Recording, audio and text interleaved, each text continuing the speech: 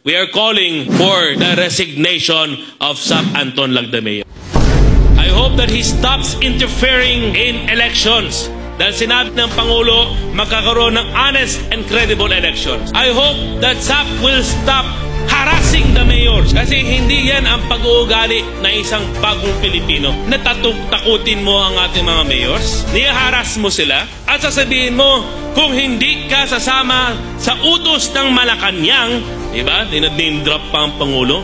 Kakasuhan ka namin, tatanggalan ka ng bodyguard, papalabanan ka namin, papakulong at paparade ka namin. Sap Anton is no longer representing the principles and ideas of the President. Being Sap, he must be an extension of the President. Extension not in politics, but in service. Dapat hintuin niya na ang mga yan. I really have no idea kung bakit biglang naging ganyan ang ating kaibigan.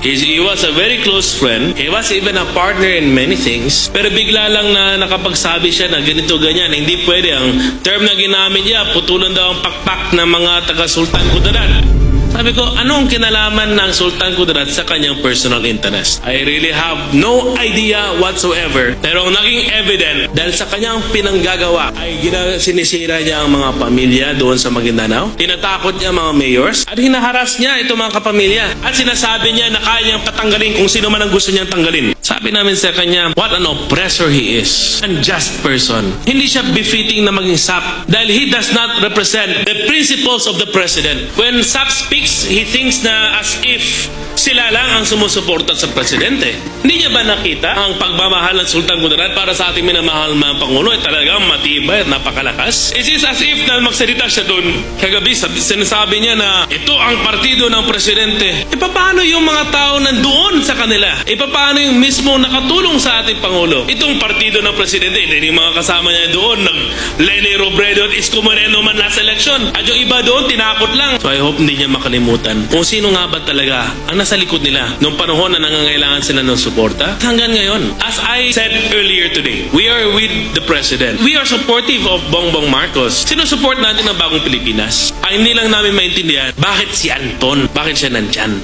This is an appeal to His Excellency President Ferdinand Bongbong Marcos Jr. I am Muhajiran K. Balayman, Municipal Mayor of Pandag, Maguindanao del Sur. I am hopeful that my case is not new to you, Mr. President. I was proclaimed Mayor of Pandag, Maguindanao del Sur by way of a court decision in an election protest, which decision was grossly disregarded by UBJP and through the indispensable aid of Sap Anton Lagdameo. UBJP is acting with impunity because of Sap Lagdameo. And while occupying and functioning as public servant, more particularly the Ministry of Interior and Local Government, or MILG, and its unending interferences since the day I was proclaimed winner by a court decision which attained finality. Sap Lagdameo's interference is disgustingly anathema to good governance, autonomy aspired by the Bangsamoro people, and is working not only for the destruction of BARM but also of the President. Sana po ay mamulat ang mahal na Pangulo sa ginagawa ni Sap Lagdameo dahil sa huli ay ang mahal na Pangulo ang mananagot.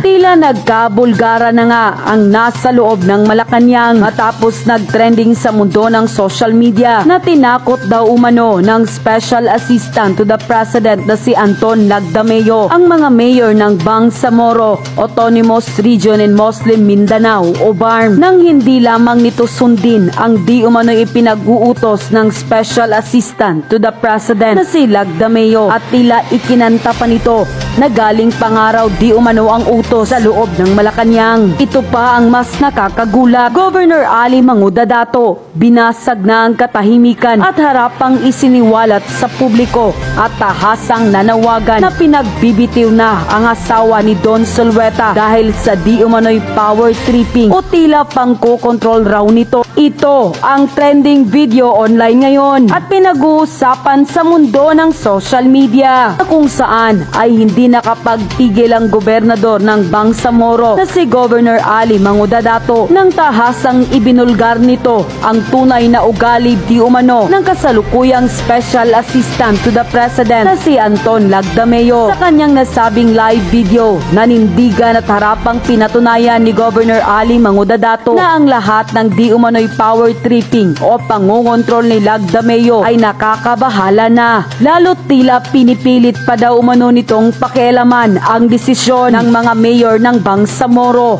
para daw tila sundin ang mga di umano'y pag-uutos raw ng Palasyong Malacanang. Ayon pa sa nakakagulat na pagbubunyag ni Governor Manguda Dato, tila pinagpupuntirya daw kasi ni Lagdameo ang mga mayor ng Bangsamoro at tinatakot pa raw kung hindi susunod sa kagustuhan ng Malacanang sa darating na halalan ay tila papakasuhan daw nila umano ang mga mayor ng nasabing region. Matapang at harapang sinagot pa ni Governor Manguda Dato kay Lagdameo ano raw ba ang tinutukoy nito at posibleng may mangyayari bang dayaan kaya tila pinipwersa nila ang mga mayor ng Bangsamoro para lang umayon sa kanilang kagustuhan. Kaya dapat raw wakasan ang di umano'y power tripping na ginagawa ngayon ni Lagdameo at ng mga taong dinamay nito matapos kumanta at banggitin ang pag-uutos raw umano ito ng Malacanang. Dagdag pa na pahayag ni Governor Manguda Dato, dapat raw na magkaroon ng malinis na eleksyon hindi lamang sa Bangsamoro kundi pati sa buong Pilipinas dahil nakasalalay dito ang kapakanan ng taong bayan. Huwag raw nilang impluwensyahan ang lahat ng mga rehiyon sa buong Pilipinas para lamang daw pumabor sa kanilang kagustuhan dahil kung tutuusin, wala na raw demokrasya kapag ginawa nila ito lalo't pagiging diktador na raw ang pinaiiral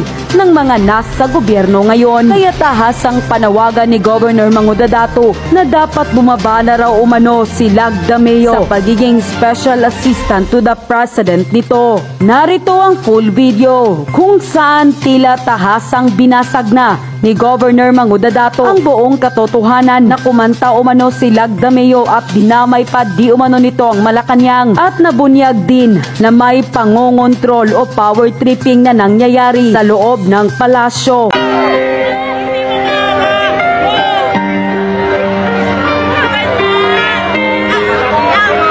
Minsan po, totoo yan na pupolitika ang assistance para sa ating mga kababayan. Ang mga tao naman kasi hindi sila tumitingin sa politika. Tumitingin lang sila na itong opisina na ito ay opisina ng gobyerno at pwede kaming humingi ng tulong doon. Kumbaga ang pera kasi dinaan sa DSWD para sa inyo. Kaya lang, kumbaga our hands are tied. Hold mo na until further notice. May tumawag, nagpa-hold. Bakit ipapa-hold din ang payout? Kawawa yung tao. Yung pera na yan sa taong bayan yan. But the people of Zamboanga ay talking. Ba't ginaganon tayo? But the people of Zamboanga ay talking. Ba't ginaganon tayo?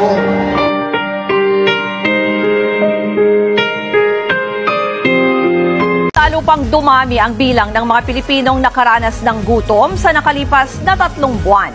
Pinakaapektado ang mga taga Mindanao kung saan dumoble ang mga pamilyang nagugutom kumpara noong Hunyo. At ang bilang ng mga nagugutom pinakamataas na raw po mula noong pandemya. Nasa frontline ng balitang yan si Dave Abuel. Sa pinakahuling report ng Social Weather Survey o SWS, lumabas na aabot sa halos 23% ng mga pamilyang Pilipino ang nakaranas ng gutom sa nakalipas na 3 buwan. Mas mataas yan kumpara sa huling survey noong Hunyo.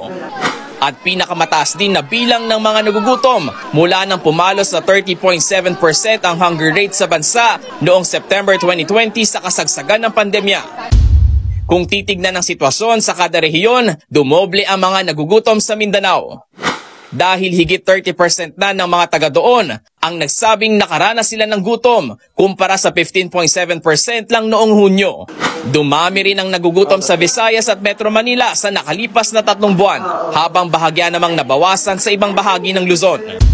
Paliwanag ng SWS, pumalo sa halos 23% ang overall hunger rate sa bansa nitong Setyembre dahil sa pinagsamang 16.8% ng mga tinanong na nagsabing nakaranas sila ng moderate hunger o ilang beses na hindi nakakain. Habang 6.1% naman ang nagsabi na tinamaan sila ng extreme hunger o halos wala talagang makain araw-araw.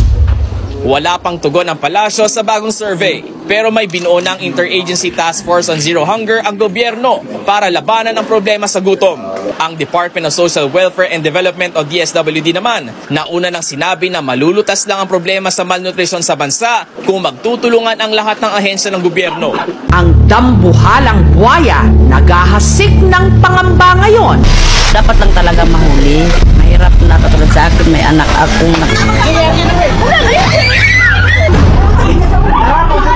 Ang kasalo nila sa lupa,